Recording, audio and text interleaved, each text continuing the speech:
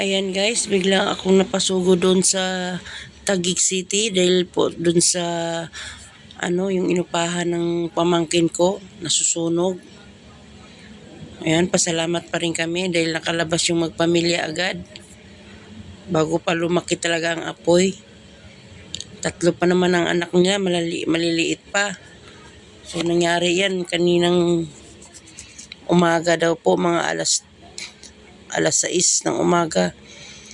Tulog pa silang lahat. So ayan, TV, sira. Oh, video ka din niya, no? Lahat ng gamit ko lang na salba. Pero thank you Lord pa rin gawa ng kaligtas silang pamilya. Kalabas ka agad sila sa bahay nila. Wala natira dito, men. Ayan yung mga gamit, mabibili pa yan. Kahit wala kayong salba.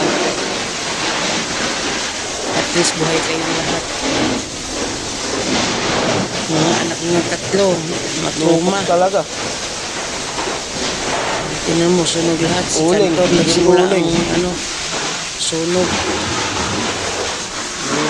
Tatlong magkakasunod na kwarto kasi yan eh. Tapos, doon nagsimula sa unang kwarto. Init ba niyan, no? Dahil sabi nila, super kalan daw po sumabog. At ayan, Then, may naiwan nga daw dyan, no? Sa may yung nakatira pinakadulo. doon sa unang kwarto, tumakas Nabayaan. daw, natakot siguro yun. Baka nakabukas na, no? Dala-dala yung anak niyang isa.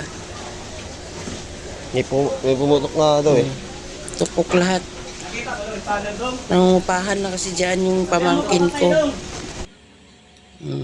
Yan yung baba ng inupahan ng pamangkin ko.